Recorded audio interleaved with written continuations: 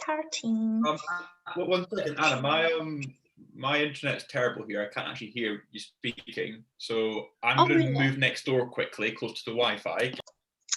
Hey guys, hi Alex, hi Ross. Thank you so much for joining me today in the series of interviews with UK-based entrepreneurs. I'm so sorry, we just moved from Scotland to UK and I'm still sometimes messing it up. Sure. Not at all. Yeah, thanks very much for having us. We're looking forward to it. So first of all, guys, I'm always excited to chat about with two people. So with founders, you know, as investors, usually are more eager to invest into business with 2-3 founders. That's kind of the same for me. I'm really always happy to chat with few people instead of one. So thank you for this opportunity. My first question, how have you met? How did you meet? Well, we're actually very old friends. So Alex and I met when we were 18 at university. So yes, we've known each other for about 10 years. Shared many sort of good night out and yeah, lots of fun at university. And then yeah, we sort of stayed in touch ever since. So yeah, it's been about 10 years. Yeah, over the years, we've shared lots of kind of good meals and things. I think always, yeah, food and drink has always been like a real shared passion of ours, amongst a few other things. But yeah, we kind of focused our catch-ups around a good meal or something like that. And maybe after a glass or two of wine, we'd always get to discussing whether we could set up a food business and, you know, had those kind of ambitions. So it's kind of quite nice to realize them. So, yeah. Okay, now you mentioned food business. What did you study? So something completely unrelated. So I studied ancient history at university and then went on to work in finance for 6 years. So yeah, I don't have a food and drink background at all. Yeah. And I'm exactly the same in not having the kind of the food background. So I studied law, and then actually went on to be a corporate lawyer, and did that for 6 years as well. And so yeah, so we have starting out in a new industry, but lots of transferable skills, obviously, and lots of kind of things that are very applicable to the new business. So I think what is most important that you had, as you mentioned, transferable skills such as, and very important skills for any startup is financial and law. I mean, who doesn't want it?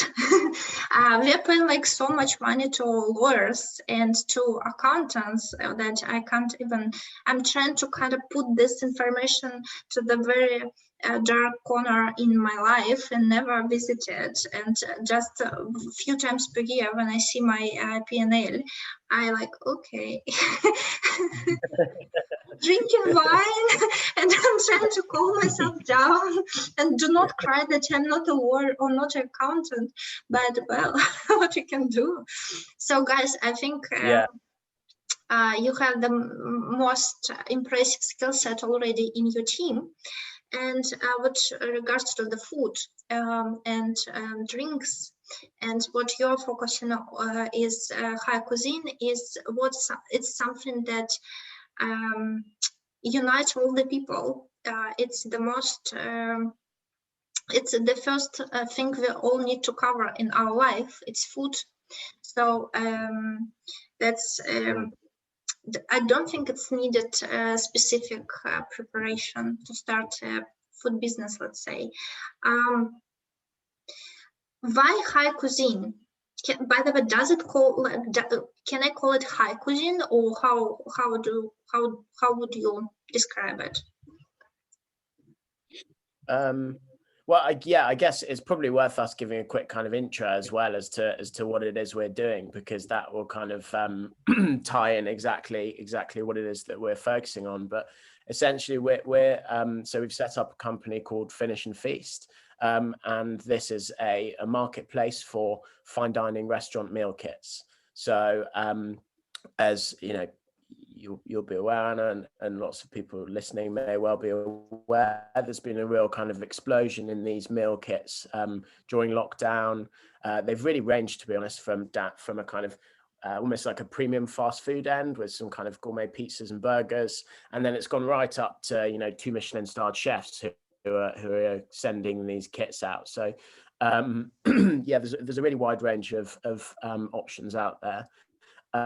We're partnering with some of the kind of the higher end chefs, and are kind of producing 3-course kits for 2 people that we can kind of send nationwide in climate controlled packaging, and these kits arrive about 90% prepared, and then the end customer just has a bit of finishing and plating in around about 15 minutes or less is what we tend to aim for. So kind of keeping it nice and convenient for the customer, but you get detailed written instructions on how to finish it, and there's videos with the chefs showing you how to plate it. So the idea is that you can get a really nice, obviously, you know, you don't have like a lukewarm takeaway turning up that's been, you know, chucked around in the back of a moped, and you have no control over how it arrives. You actually get the components, and you can they're really nice, freshly cooked by yourself, and then you can plate it so it looks like a restaurant quality meal. So that's kind of what we're doing in a nutshell. But then just going back to your question on why the higher end of the market. So this is something that we were kind of speaking about initially, and we obviously went through a phase at the beginning of thinking about the company, of scoping something out, and we were actually initially thinking of doing more of a kind of an on-demand offering, taking in more kind of premium fast food and all sectors of the market. But then we kind of had a bit of a shift, and we thought actually maybe where we wanted to focus on in the long term was the higher end of the market, because now that restaurants are starting to reopen, and obviously companies like, say, Deliveroo or Uber Eats are kind of, you know, operating at record levels and all of that, a lot of people have a very good kind of pizza or burger quite close to them. And so we just thought, actually, we can provide a great fine dining, high-end experience that is, you know, that is something that people don't have close to them, and is something that people will, you know, it's a really nice experience for loads of different events that we kind of see being something that will be around for the long term. Yeah. I'm so interested that I'm gonna make some notes. That's really makes sense to me in terms of your customers. Who are they? Well, I think the great thing about our product is that it can really, you know, it's got so many different types of customers might be interested in it. So our kind of like our aim is to take sort of fine dining food to everyone anywhere in the UK, and that's why we're focused on UK-wide delivery. So you could be based up in the Highlands of Scotland and want to have a fine dining meal kit experience from a restaurant in London, and we can deliver that. And equally, you know, I live in London and I can have fantastic seafood from Scotland sent down. So, you know, I think it is kind of the meal kit that we offer. Yeah, there's a broad range of customers who might be interested. Mm-hmm. So you're already operating on which kind of stage are you at the moment?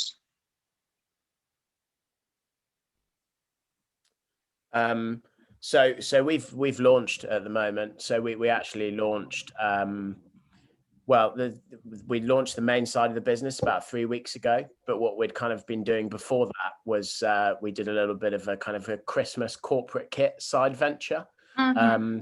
So obviously we were kind of sitting back in October. We'd done a lot of kind of work with setting up packaging and packaging suppliers, and then looking at partners and all of that. And we were kind of sitting there. I think we were actually sitting in the pub on a Friday afternoon, which is maybe where people do their best thinking. But we realized or thought, you know, well, what are companies going to do for their Christmas party this year? And so came up with a kind of a corporate Christmas meal kit that we could send out to people. So that started a little while ago, and they're being sent out at the moment. Albeit that sales closed a little while ago, but yeah, 3 weeks ago we started sending out our main kits, and we've currently got kits from so Tom Aikens, who's 2 Michelin-starred chef, has his restaurant Muse, and this is his delivery arm of that, Musette. And then we've also got Thomas Frake. So he's the MasterChef champion 2020. So we've got a great menu of his, which includes a couple of his kind of dishes from his winning final menu. And then we've also got some Scottish seafood from Dean Banks. So he's in St Andrews, and got some of that. So yeah, they're the 3 chefs that we launched with, and we've got some other chefs lined up. So looking to kind of build out the portfolio. You know, you were talking, I've been thinking that it's really an innovative idea to move from restaurant-focused food to chef-focused food. So I don't think, like, maybe twice, maybe 3 times in my life, I was going to particular chef to try food. Usually you go into the restaurant, but it's so interesting that basically the food prepared by restaurants is basically food designed by this chef, this guy who like created this. He put a lot of efforts into doing all this, and what we're gonna know by the end of the day is restaurant name, not his name. And I think it's not exactly right. So I think it's a great opportunity for like a lot of chefs to become very famous. And for example, you start thinking that, okay, I don't want to get I don't know, my burger or my something very delicious, what is it, like ricotta short rib, like chocolate mousse, not from the restaurant I know, but from Dean Banks or Tom Aikens. It's really cool. How did you get this idea? Well, just sort of picking up on your point there, Anna, I completely agree with you. I think it's fantastic to be able to sort of see behind the restaurants, the actual chefs who are preparing your food. So one of the core parts of our kind of offering is we have instructional videos which go out with each kit. So the actual chef will be filmed showing the end customer how to prepare the last 10%. So you get almost like see behind the kitchen, into the kitchen, what the chefs are doing, because these people are so talented and so dedicated to their craft. So it's great that we can use our platform to showcase that to a wider audience. No, I completely agree with you on what you're saying. How did you get the idea? So it's like a little kind of. Oh, sorry, Anna. Yeah, it's like a little cooking masterclass almost with the chef, which is the way we like to kind of look at it. And because also one of the things we were thinking is you go into a restaurant, and some of them these days have these wonderful open kitchens, and you can see the team and the head chef preparing the food, and I always love places like that because I'm a bit of a kind of a food geek. I have all the gadgets and all of that. So I love seeing how they're doing it and how kitchens operate. And I guess you just know that it's going to be a well-run kitchen because they're not going to be shouting at each other in front of all the customers. So that gives you a bit of confidence as well. But yeah, I think it's that in most restaurants, you don't get that insight into the kitchen. You don't see what it's like. You don't see the head chef doing any of the preparation. So it's almost like a little window into the kitchen as well. So, yeah. Mm-hmm. So you both are foodie. Yes, I think that's fair to say. We both really enjoy both our food and our drinks. So this is a very appropriate business for us to start. Well, maybe I'm leaving my marketing agencies and join you guys because it sounds like a very good job to have. Do you have to try your food before kind of accepting the kind of chief proposal, or do you have a say in the kit?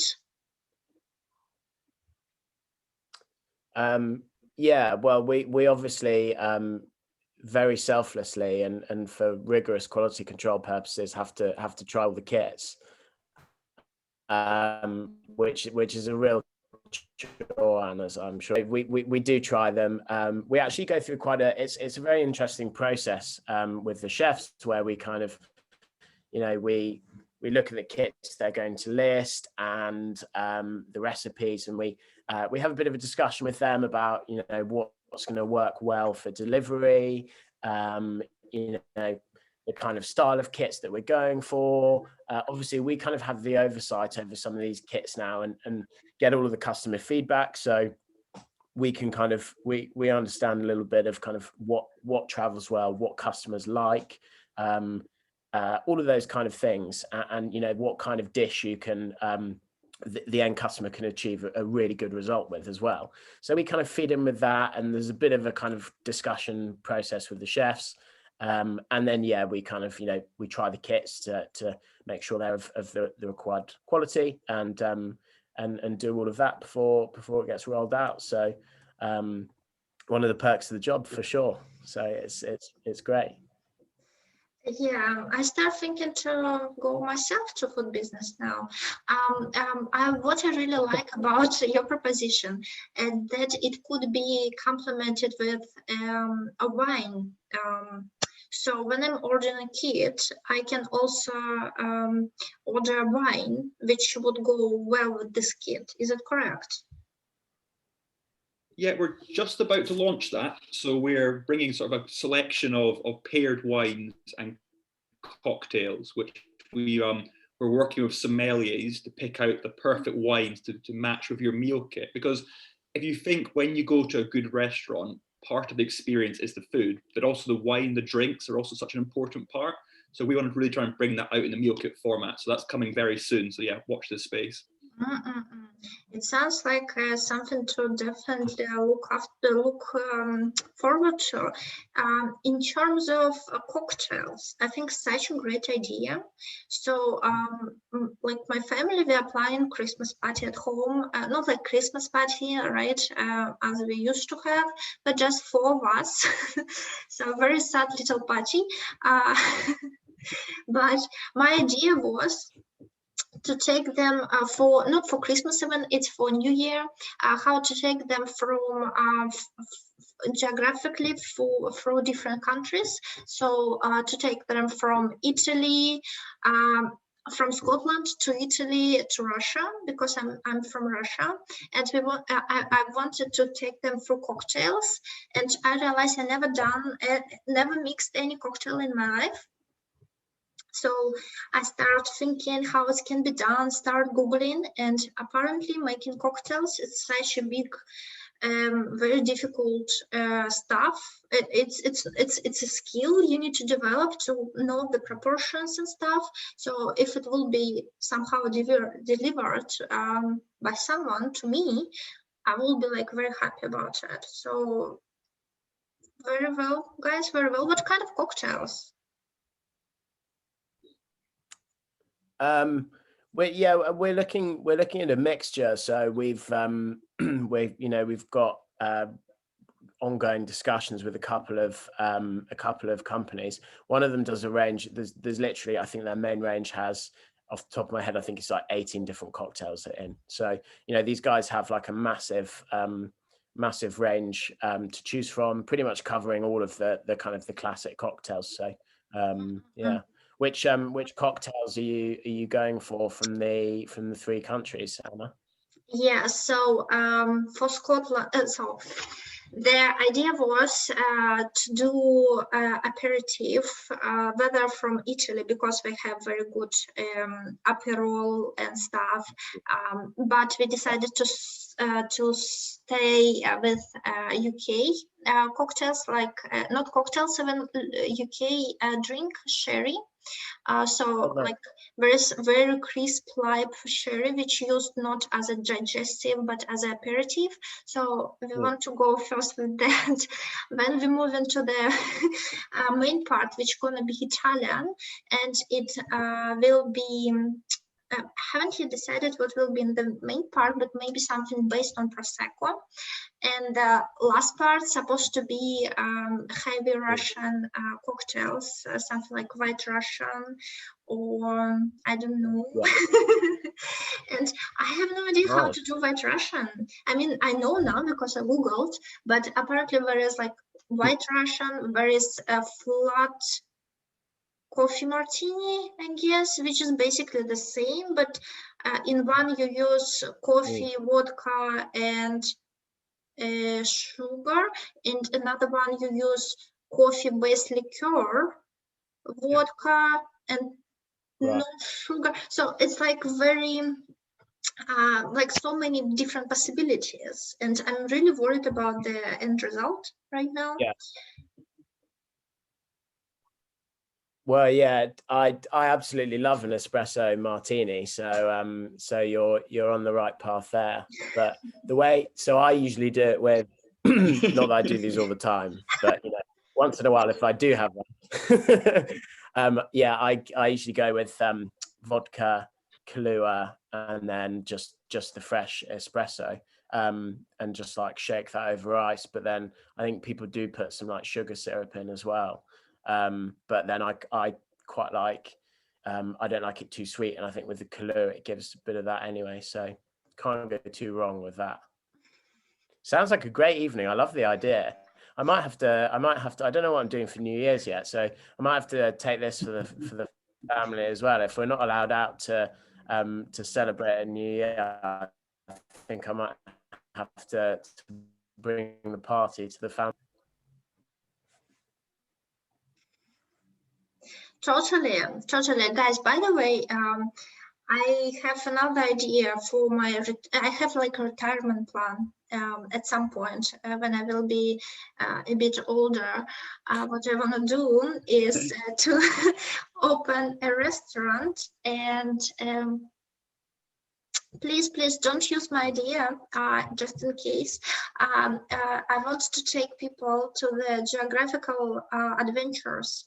So I'm going to serve them like food from specific region. For example, I'm going to have a menu like Spain, Italy, Mediterranean cruise, for example, from Orient Express, from London to Istanbul, from different countries. So for example, we start with, and everything will be paired with the wine from that region, so or cocktail. So it's my my dream for my retirement, and I think I know to whom address some of my questions when the time will come. Yeah, well, we'll be some of your first customers through the door. That sounds like a good idea to me. It sounds, yeah, it's that kind of eating and drinking experience, isn't it, that I think people love, and it's like what we're trying to bring to people as well. And I think it's amazing, like how we've been like really pleased with the way that we feel that we are able to provide this really nice fine dining experience to people in their homes, and yeah, it's lovely to be able to kind of engage in that kind of the hospitality and kind of facilitating a nice evening or celebration for people. So you'll enjoy that part of it when you open the restaurant and bar, Anna, as well. I'm sure it's it sounds brilliant. In terms of what you mentioned about your Christmas project, are you gonna do additional projects in terms of like birthdays or bridal showers or baby showers? So, for example, I have a baby shower, and I need this food. Kind of like for a lot of people, not for two, but for example, for a group of people, maybe starters, something like that, some alcohol, hopefully. So not food for two in terms of like dinner, but for bigger parties. Yeah, we've got plans for early next year to do kits for 4 people, 6 people, and larger. Because, as you say, it's meal kits are perfect for events. So whether it's a dinner party or a birthday or or a bride party, then yeah, you don't need to do any of the preparation. It's all done for you. You get fine dining food very easily. So that's something, yeah, we're definitely looking at. Interesting, interesting. What about, guys, I'm gonna touch a bit sensitive topic, I guess, in terms of financials. Do you get a lot of support from investors, or are you getting support from family and friends, or you funding everything by yourself at the moment? Yeah, so far it's been self-funded. So what we've done is the corporate Christmas kits, which we mentioned, we've managed to use some of that to help launch some of the profits from that to launch the main finishing feast business.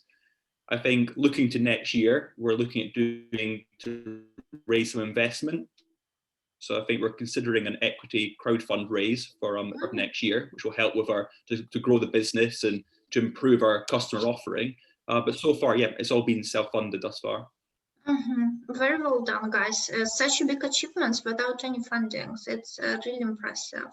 I'm looking forward to see the success of your fundraising. I pretty sure it's going to be a huge success. So the best luck with this. Guys, I'm going to move us to the second part of the interview. I would enjoy talking to you, to be honest, another hour, but conscious about the time, we need to push us forward. So the rules are, I'm going to ask a question, then you can, for example, Alex or you, Ross, can go first and answer, but I need both answers from you both. Try to answer as short as possible. It's going to be 5, maybe 4 questions. Sometimes I forget 1 or 2. So we'll see how it will go. The first question, where do you see yourself in 5 years? Shall I go first, Ross? Why don't you go, Alex? Yeah. I'll do that. I'll give you some more thinking time. 5 years. I think what we want to do with I think 5 years time, I'd like to still be going with Finish and Feast, but I want it to have grown into something that's not just delivering the meal kits, but as a real kind of foodie hub. So, we've got relationships with some great chefs, and there'll hopefully be many more of them to come. And so, I would love us to be producing loads of really interesting foodie content and be a bit of a kind of a foodie hub, so that people can come and they can order a meal kit, but then they can maybe, watch an interview with the chef or see some kind of, behind the scenes stuff that we've done with them. And yeah, so that would be kind of where I'd like us to be with the company in 5 years. Yeah, I think I agree with all that. I'd also like to see us add more and more chefs. I think it's so exciting to be able to share both Tom Aitken's food and Thomas Frakes and Dean Banks' food with so many people. So I'd love to reach out and get more, more chefs on the platform so that our customers can enjoy their food. That's awesome. Question number 2: do you have entrepreneurs in your family? I'll go first. An easy answer: no. I'm the first person to try and start a business, but my parents are very supportive. My wife's very supportive. So yeah, it's all good here. And yeah, I'm the same. I don't have entrepreneurs in the family. Actually, yeah, I think my parents were pretty skeptical when I first told them about the idea, and I think they were like, you've gone from a job at a top law firm and you're selling meal kits. Why are you doing this? But they've kind of seen it develop, and after I explained to them, they've been very supportive. So but no entrepreneurs in the family, so it's a bit of it's a new journey. Although my dad did run his own company, so I've kind of seen a bit of what it's like managing a team and and just running an organization in general. So I guess a bit of an insight there, but yeah, it's a bit different. Well, Alex, for you, I would say you have entrepreneurs in your family if your dad used to or still running a company. About Ross, just a bit of statistic. 90% of people, and I talk to quite a lot of people through the interviews, they come from entrepreneurial background, so whether their parents or grandparents used to have or having a business. So both my founder and my co-founder and we're both from entrepreneurial background. And Ross, what the thing that you're the first entrepreneurs from your background, it means a lot in terms of how much inner strength you have to be able to start this journey. It's not that easy, and it's much easier if you had this example. For example, how I had it when I remember my parents doing that when I was a kid. So well done, Ross. Alex, and entrepreneurial gene is definitely runs in the blood. So yeah. Makes sense. Question number 3, I hope. If you would say something important in your life, what it would be?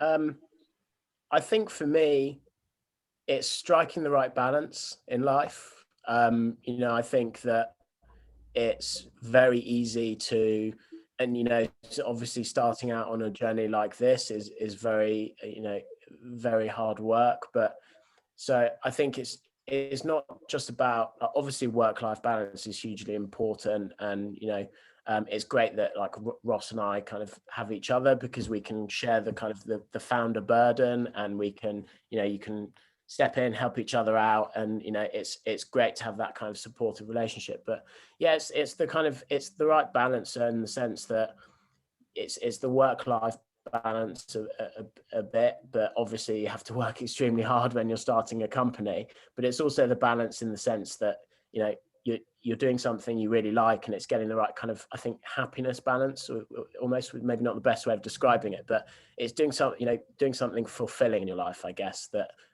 is really important, I think, and that's the kind of key thing. And yeah, that's what I think Finish and Feast is providing. Yeah, my answer is probably quite similar, just slightly different. I think it's important to do something that you find fun.